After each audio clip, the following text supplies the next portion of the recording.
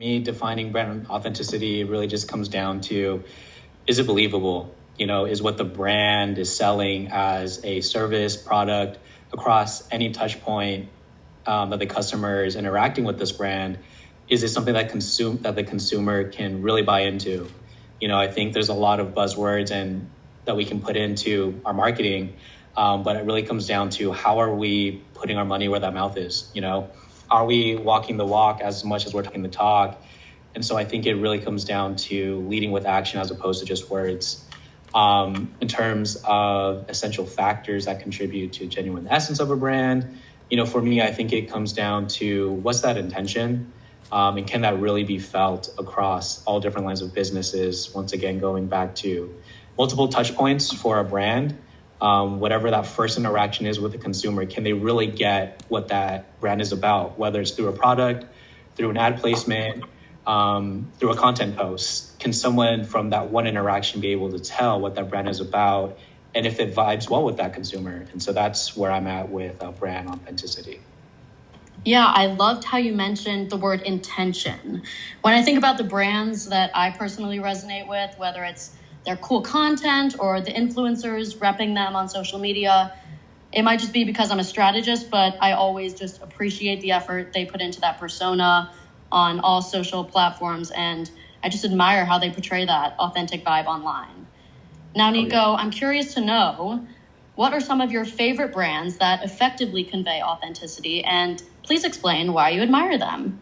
Yeah, I think I'm going to kind of go a non-traditional route here. A brand that I think can convey some of that authenticity would be Lil Nas X. I think when he did his rollout for his first full studio-length album, he was really leaning into all the gossip, all the headlines that he was getting and turning that into a positive way of just continuing to be a part of the culture. I think when he put out that music video, Montero, Call Me By My Name, where he's twerking on the devil and everyone's calling him devil worshiper. And then he turns that into, okay, let me put a product that will help me lean into this, but it'll still be in a fun way. And he put out these unofficial Nike collaborations where there was some blood in the Air Max 97s, and it got so much headline, right? And so I think with that, Lil Nas X just knows himself so well, and it goes back to that intention and that authenticity of how can we just leverage our weaknesses and kind of spin it in that 8 Mile way where Eminem is kind of putting out his weaknesses before, his adversaries could get at him. And so I think with Lil Nas X teaming up with a brand like Mischief, kind of going more now into the brand side of things, Mischief for me is a company that is very satirical. I'm sure y'all have seen the red boots that are equivalent to Astro Boy's boots, and now there's a collaboration with Crocs. And I just think Mischief is a company that knows how to have fun and really kind of poke fun of some of the streetwear cultural moments that are happening, but still get people involved where they want to buy some of these products, to the point where they even have Jimmy Fallon putting together his own signature shoes with Mischief. And so I think that's a very cool, I think especially for the moment of social media and the internet, I think Mischief is an interesting brand to really look at as a case study. I actually could not agree more. Those are two great examples. I remember when Lil Nas X was going crazy viral on TikTok, and obviously we've all seen the Mischief red boots. It's no wonder that Lil Nas X and Mischief have garnered such admiration from so many, including myself. But in today's rapidly evolving youth culture, brands, or in your example, artists, are always trying to stand out as both genuine and influential. So, Anastasia, this one's actually for you. Which brand stands out as one of the most genuine and influential in today's youth culture? Yeah, so first of all, I love the Lil Nas X example as a personal stan and as a brand strategist too. But so a brand that we keep coming back to that keeps ranking highly across tons of diagnostics for Gen Z is Dove. And I think that's for a couple of reasons. They're an incredibly authentic brand. They understand what actual issues are going on with young people, and then they address them instead of just making big assumptions. One of the ones that comes to mind is their authenticity in video gaming. They understand that unlike stereotypes, like the majority of Gen Z girls are playing video games. And it's not a group that we would typically associate with video game culture, but they understand how many are playing video games. And so they had a partnership with Epic Games and with Women in Games. And it was to sort of get rid of this idea of what women in video games look like, because it is really uncomfortable for young girls to see that that's how they're seen in video games, right? Like the overly sexualized, like minimal armor vibe. Like we all know what that looks like. So it's just one small example of how Dove is constantly showing up for these young people. And it's like, they love it. They are constantly ranking them like one of their most authentic brands, one of the coolest brands, one of the most inclusive and diverse. And that's the second point is, like Nico said, it's about walking the talk, right? Like Gen Z has the ability to research what your employees look like, whether you're just on the face or in your ads being authentic and seeming like you can reach them, or whether you're actually walking that talk.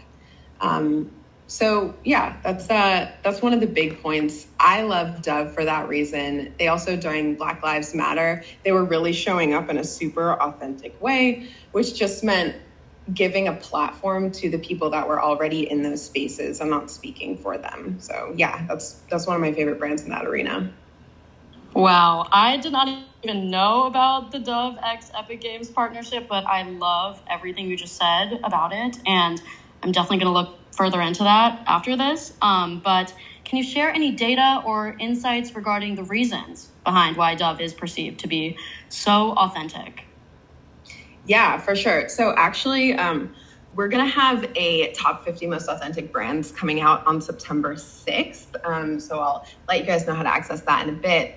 But basically, I can tell you about why they reach or rank most diverse and inclusive, because when we asked why or what makes you feel like a brand actually gets you, Gen Z told us that above all else, it's that they're showing inclusivity and diversity, because Gen Z is the most diverse generation to date. So when they see that brands are actually showing that authentic diversity and representation, which is not just racial, it's also abilities, it's gender expression, it's body types. When they see that you're both offering products and services for everyone, not just a certain group of people, and when they see that that's throughout your organization too, that's what they want to see. Gregg, do you have another brand you want to maybe throw into the mix? Oh man, I've got they're just coming at me fast. I think like when we're talking about authentic brands, we can separate it into sort of like cool brands that are authentic, and then like brands that are more like functional or utilities, but still really authentic. So without adding too many, I think Arizona Teas does an incredible job of being authentically fun, authentically offering value, and then like diving so deep into the various cultural segments that they serve that they can even like create like lifestyle products and merchandise that people want to wear. And I think that makes it really interesting.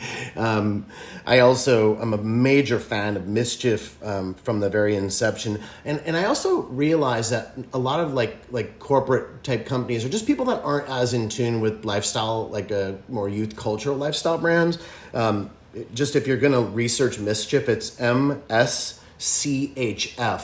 Just so that you get to it, because I think as Nico said, it's like it's a really important brand to kind of go beyond a case study and really examine like every aspect of like what they do to not only like stay authentic to their core, but that they're just interesting, which is so important. On the cool side, I think brands like 100 Thieves are really doing a great job, because they created something like on multiple levels that's like for a certain very specific niche culture, and then made product that was like super authentically functional and aesthetically pleasing to gamers, but then far beyond that.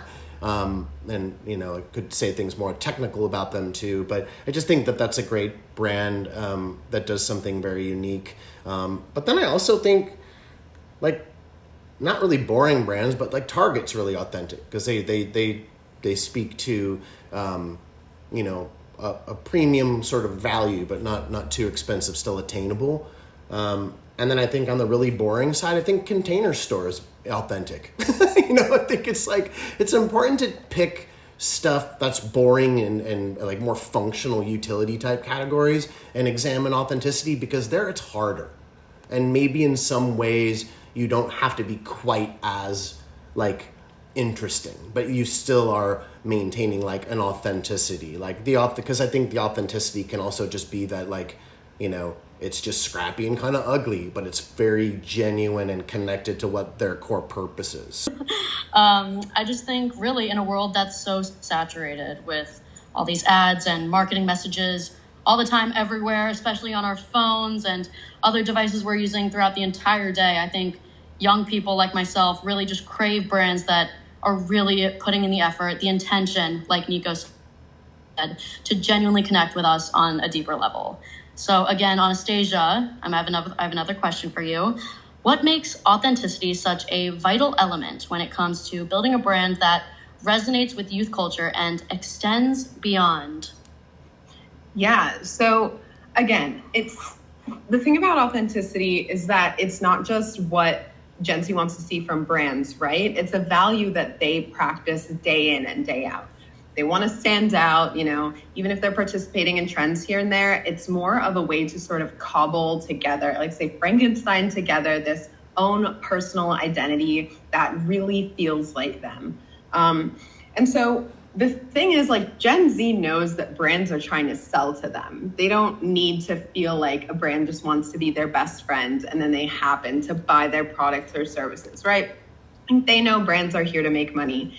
And they don't think that has to mean that brands aren't also trying to connect with them outside of that. And so that's a really great foundation for brands to start with, right? Like, okay, we get it. You're here to sell your product or service, but why me? Like, am I just a large part of your audience, or do you really understand me and you're trying to help solve issues that I have, or offer me a product or service that I could really use because you're listening to what I'm asking for? And so that can be seen in a couple different ways. It's in the actual relatable content in advertising and marketing, with, again, like I said, actual diversity and inclusivity in race, in gender expression, body types, and abilities. But it's also in the way that Gen Z wants to see themselves expressed and the way that they connect with brands.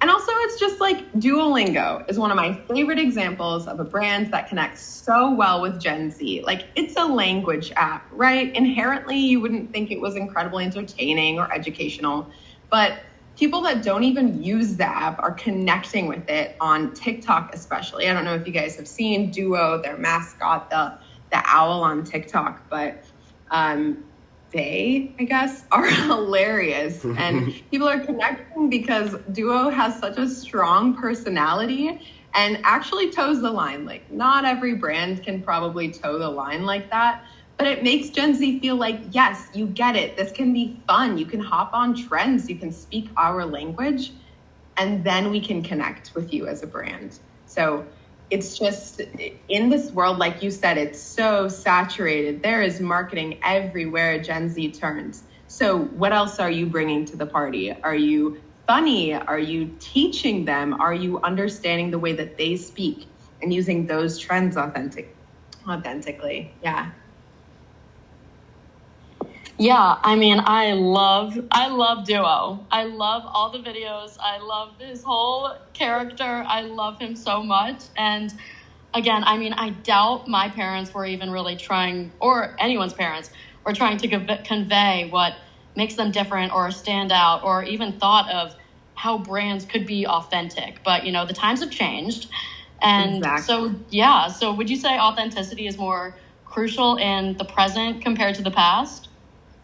Definitely. I mean, especially with, we call Gen Z the generation of researchers, right? They don't just have to sort of like hear brands messaging and take their word for it. They will do the research. Like over half are going to do the research to actually check whether the brand is backing up their claims in terms of whether their staff is as diverse as they say, or whether it's all marketing. A big pet peeve of theirs is when a brand will swap out a white influencer with an influencer of color and keep everything else the same. Like, that's so obvious to Gen Z, and they're seeing right through that, right? So more so than any other generation, they just have the resources to be able to see whether brands are backing up those claims in a way that older generations maybe didn't or didn't think to do. We do have the resources to back up those claims. And yeah, Nico, do you have any thoughts you want to add to that question of, is authenticity more crucial in the present compared to the past? Yeah, definitely some thoughts to add there. But before I do so, just want to kind of piggyback off of Anastasia's Duolingo example. You know, I think it's so pervasive to the point where I'm sure a lot of us that saw Barbie, there was, if we've all used Duolingo, we heard that little ringtone, that sound branding that was used where I think the husband in Barbie, he was using Duolingo, and it was so instinctual for me to be like, oh my goodness, I know what that sound is. And it's so cool to see how TikTok has just basically expanded across so many mediums to the point where it's kind of like a quick little shout out and Easter egg. So Duolingo is doing some amazing things there. You know, I think in terms of being more authentic now versus the past, you know, it's interesting. I remember there's an interview with Will Smith where he said, you know, what used to be the whole brand cachet around celebrities was like the mystique around them, especially in the 90s. And, you know, I'm a 90s kid. And so there was a lot of one-way communication, especially for brands and celebrities. And now that we have social media, it's definitely holding a lot of corporations and brands accountable. And so I think the best way to get ahead of that is definitely being authentic, owning some of those things.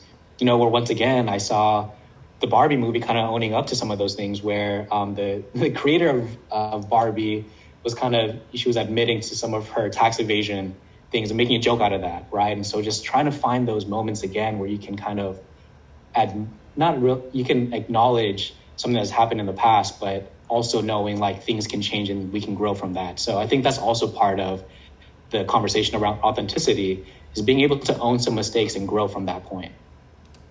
Yeah, I think we could use the Barbie movie in any scenario, any marketing scenario. They did such a good job. I literally saw it like 2 days ago. It was perfect. And Duolingo comment, that was also a great addition. Thank you, Nico. Gregg, anything you want to say to that one? Yeah, it's such a massive topic, just that question. Yeah. Look, authenticity, and this is just my opinion and experience, is that authenticity is important and it stands the test of time. It has always been important. It's just that previously it was much easier to sort of shove anything inauthentic products, services, or brands down our throats or down people's throats before the democratization of media, social media. I also think it's important to note that, you know, authenticity is like the foundation for, you know, products, for creating, for communications, for storytelling. And it's really, but it's still the first step, you know, as like getting and then staying relevant in the moment. So I think it's also important to look at it like kind of like the universe, the foundational layer. And then there's these other aspects that like are only going to really be, or most likely going to be more successful or more effective with that authentic foundation. So I think it's important to look at it from that. You know, because it's often, you know, people get sort of confused. It's like, you know, authenticity is a major key part of the equation. You know, it like gets you into the parking lot, that then gets you into the event, but there's more. You know what I mean? I almost went one question ahead, so I'll stop. Yeah, I mean, you couldn't have said it perfect. Ooh, I couldn't have said it better myself. The crucialness of authenticity has undoubtedly evolved over time, and yet some individuals struggle to grasp its true importance. Anastasia, this one's for you. What do you think are some of the consequences for brands and creators who fail to achieve authenticity? Yeah, so cancel culture is definitely real. That's the bad news. The good news is that, and actually on that note, it's not just if a brand gets canceled. Gen Z will stop buying from a brand if they don't like an ad, like one advertisement. That is a lot of pressure. Like understanding Gen Z is so key, right? But then in terms of cancel culture or call out culture, the bad news is that it is real and they definitely will boycott brands. But the good news is that Gen Z just wants to see that brands are trying, right? They want to see that brands are understanding what they did wrong. And this is just like, I feel like the Gottman Institute says this for relationships too. But they want to see that brands are taking accountability. They want to see a genuine, authentic apology, not like a ukulele song on YouTube. And they want to see that brands understand what they did wrong and what they're doing to make up for it. So one thing we're seeing right now in the media, which is devastating, is Lizzo and how her brand is being really, I was going to say attacked, but it's almost rightfully so if you think about what's coming out. Lizzo, that's her whole brand is being authentic, right? And now we're seeing that things that she specifically has talked about, things that are so important to her and reasons that young people have connected with her, body positivity, right? Diversity and inclusion across her team, across the advertisements that she's, and for Yitty that she creates.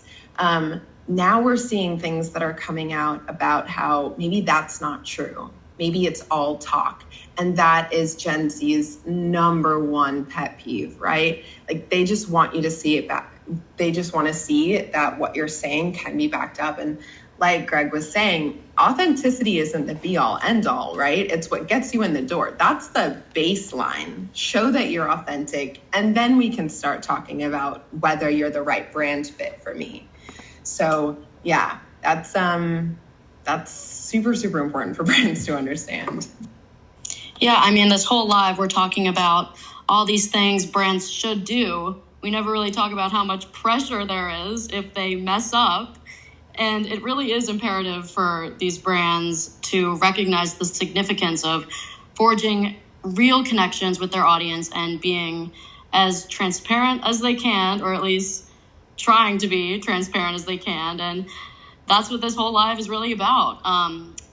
But moving on to Gregg with the big question, how do brands even build authenticity with their audience? They don't build authenticity. They got to start with it. No, I'm just kidding. First, I'm going to add some consequences because I think there's a lot of there's more consequences on like failing to achieve authenticity. And I think like they're really clear. Like it's going to probably take you longer to achieve results, because people have to fight for, in larger companies, they have to fight for doing all the little details to get authentic, So it's good to arm people with like what the consequences are. So taking longer, it's going to be a struggle. Brand punishment? Yeah, it's going to be a struggle. Like you're going to have negative brand perception. There's a high likelihood that you could, and it's going to cost more to take longer when you could have spent less and acted smarter. I often joke, it's like so many like CPGs, like so many like just bigger major corporations could just sort of study like skateboarding and entertainment brands and different lifestyle brands for a while and just to like come down out of their ivory towers and just kind of look at some of the basics, because a lot of the achieving authenticity is just acting smarter and caring. So the question being like, how do we do this? Right, Hayden? That's the question. Yes, sir. How do we even build authenticity? Look, it's the billion-dollar question. So I'll attempt to sort of break it down. Like number one, just start by creating something special that contributes to the culture, to the target audience, or contributes some like human need that has a unique twist that makes you as a brand you, and that's there's no easy way to that. So was my first snarky comment before. based on that. Then have a story narrative based on real people or well-defined characters equally that are interesting, but that they naturally connect to that something special, to that is, why you exist and what you make, what's your function, all that. But the harder part about achieving brand and building and maintaining the authenticity is about, it's like the devil's in the details. So it's all about caring. So like a few examples of that are like, who is designing the product or service? And then like, how are they connected to your audience, right? Because that could make a difference even if someone is equally like skilled. It doesn't necessarily matter how like awesome it looks. It's the flavor sort of getting like, why does it look a certain way versus a certain little bit different way? They might both be great quality. And that's something that it takes like, insiders within your target audience to judge. So like who's creating a visual look, and then how do they mix that connection to that culture with the brand and like what that brand's meaning. And then it's interesting, like, well, where are things made? See, that's also important because you adjust how you're going to become authentic based on that. Like if you are familiar with surfing, if you make a surfboard in wherever, Kathmandu, China, you're probably going to market it a little bit different than if it's made by master, surf shaper Chris Borst. Like it's going to be different. It's a different thing. And it's okay. You just have to adjust your story and adjust the way that you're, communicating authentically to you brand, accordingly. I think the hard part is also, it's like, you're crafting all these pieces to your brand. So that's important, but it's also like the hardest part to balance is that it's not just you and your perception, unless you're an insider within that audience, but it's that audience's perception of that authenticity, right? So it's a delicate line. And that's where it really is like, this is so much about people to get to authenticity and then like what you do with them. I think it's very, very difficult question to answer, but I think that's like what we're here for, and that's the thing is breaking these things down into different pieces and then managing to them once you figure them out, because like that's the hardest part. Because if you want to orchestrate all of these pieces and all these little details, like at the center, you have to care about it. And so does the C-suite. And so do investors and funders. And that's where it gets so incredibly challenging. So, that's what I got. It's not the secret sauce or anything like that, but there's some tangible pieces in there that require like further examination. Yeah, that was awesome. You went into a lot of behind the scenes stuff with an example like Duolingo. We've been talking about this entire live. Like, we really don't know who runs Duolingo behind the scenes, unless of course we research, and we will. But for the audience, we know who Duo is. We see Duo, and they have really done a great job of just building Duo's character, and it's really kind of become their identity. The next question for Gregg: what are the most effective action steps brands, organizations, and creators can take to put authenticity into action? I think it's pretty much said in all of the devils in the details. It's like managing every aspect of the who. It's like, what do you do specifically? You look at who's creating this, who's managing that, who's going to be orchestrating and developing the relationships, and then how are they going to do it? And it's one of those things where it's not so much like brand guidelines, but it's like understanding like the ways that the various different like segments or cultural groups within.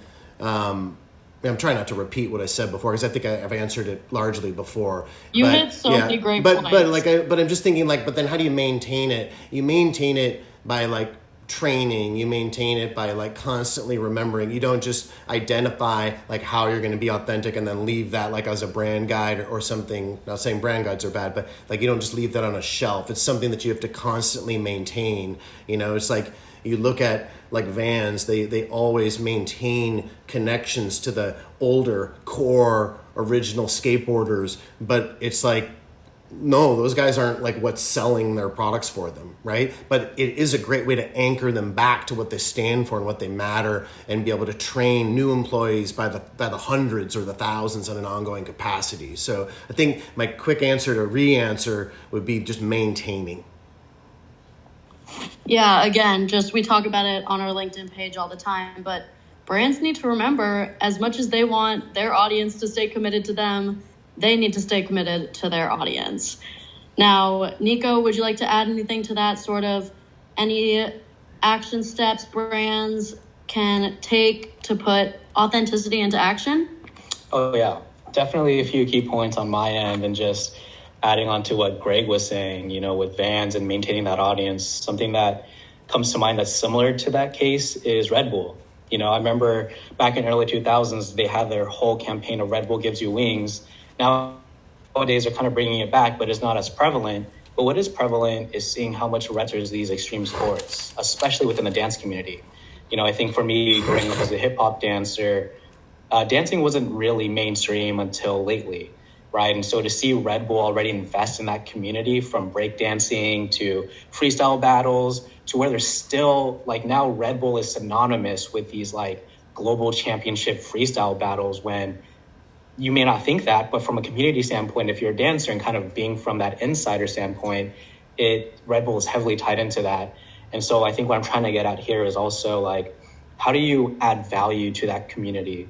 And one last example is, you know, I think nowadays with Nike SB, where shoes, you know, Nike SB and their shoes is such a hot commodity, especially within streetwear, where they have these really insane collaborations. Like, once upon a time, there was actually a point where Nike SB was just rejected from the skate community. And I can't speak to this because I didn't grow up being a skater, but I think some of my culture and identity kind of is adjacent to that. But it is interesting to see how Nike at the time was trying to just sell a product instead of understanding the community. So I think when you can have a better understanding of who's this product and service serving, and how will this then help their needs even further. And then I think once that consumer can start to be a part of that, like what Red Bull has done and what Nike SB has done, I think that's how we can start to take these more effective steps into being more authentic, where it's easier for the consumer to be a part of, where it doesn't feel like they're being sold to, but it's this larger sense of belonging, for sure. I love that you just brought up the dance community. I was a dancer too, and it really is just sort of unknown to so many people. Like, everyone knows it exists, but if you're not a part of it, it is kind of hard to wrap your head around what it really means. And brands providing that representation and letting the audience sort of be a part of something they might not know about, it's really amazing. And then, Anastasia, same goes for you. If you have any authenticity advice for our listeners today, please unmute yourself and give it to us, girl. Yes. So I guess my main tip would be to work with youth experts. Then I would say that understanding what Gen Z's values actually are. And then just like in diversity and inclusivity, especially, not just especially Gen Z, but of any age, understand that you are not creating that messaging. That messaging has already existed. And I said this a lot when I was talking to the outdoor industry. When Patagonia partnered with Outdoor Afro and Latino Outdoors, they understood something so crucial that I think a lot of brands don't understand. You are not inventing that community within those spaces, right? You are not inventing authenticity. You are not inventing Gen Z's values. They already exist. So the best thing that you can do is to give them a platform. And that means understanding where to meet them, right? So I will die on the hill of UGC, user-generated content, because something that was so surprising to me that we found when we did our new content creators report last year was that the vast majority, it's like almost 80% of Gen Z love it when brands use UGC. And that's because, again, they know that brands are there to make money and they actually support it. You can see in their comments when their favorite creators or micro and nano influencers are creating content around brands, they understand they're being sold to and they're about it anyway because they trust those influencers much more than they're already trusting brands, right? So it's like a friend telling you like, hey, I found this great new product. They're super into these parasocial relationships, which means that brands are actually doing themselves a injustice when they're not using the content that like a third of Gen Z is already creating for free about these brands because they like them. It's such an untapped market for a lot of brands. So speaking to elevating Gen Z onto the platform that they have and letting Gen Z speak, right? Exactly what's happening here with Hayden. Hayden knows Gen Z, so she can talk to us about it in a way that people speaking for these generations may not be able to do in an authentic way, which really shows. And then another reason to do that is because instead of sort of throwing an influencer in there that might represent Gen Z authentically, like just show some actual members of Gen Z that are already showing how people can use that product, how that service might work for them. They want to talk about these things. They don't want to gatekeep and they don't want micro influencers to gatekeep. They want to share this information with each other.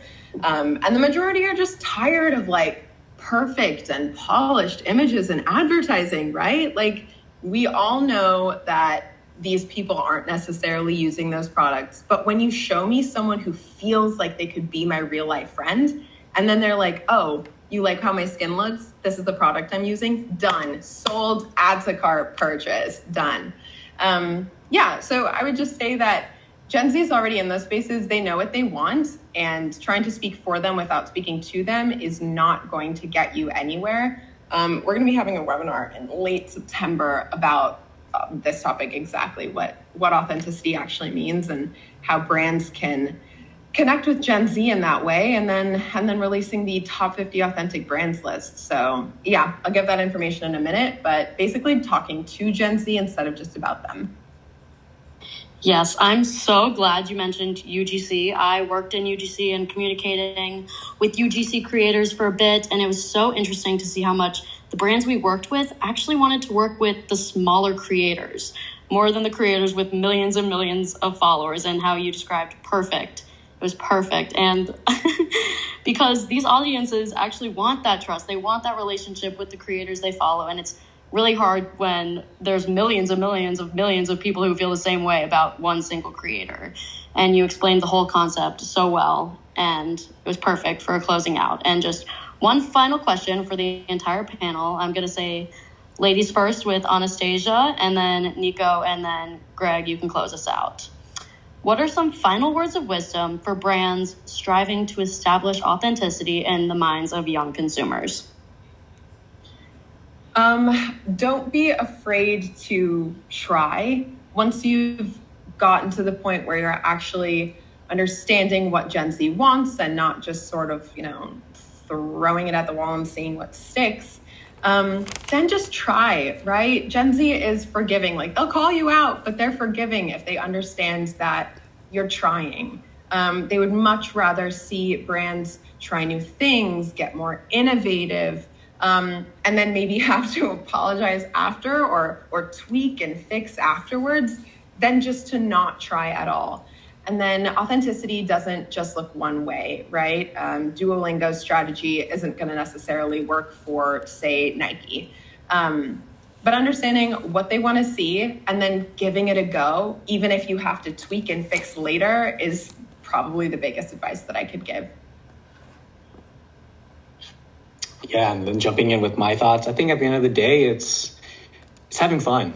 And also just kind of understanding where the brand is, what they have to offer, and then being able to connect the dots with where are they at now versus what kind of product or service do they want to sell to Gen Z. And along the way, just having fun and once again, being a part of the conversations. I think one last takeaway too is maybe just doing a little fun exercise where you just look up UGC content already that exists for your brand and just seeing what people are already saying and kind of working from there as well.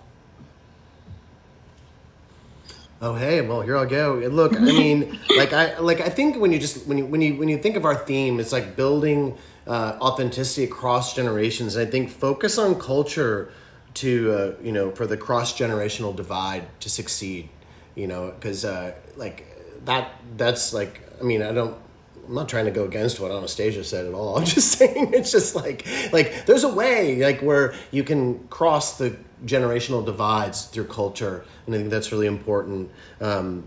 It's next point is that if it's all about money or only ROI, sadly, in terms of authenticity, it's probably going to fail if you're not, only, and I say only. If the painstaking another point, if the painstaking details are just too time consuming in quotes, to work with the right people and do the right things, or to care about that, then you've really missed the point about authenticity entirely. So good luck. We've talked about the need to listen, co-create and commit, and there's also get lucky, I guess, if you really want. That's one way. As they say, as a brand, have to find your people before you find yourself.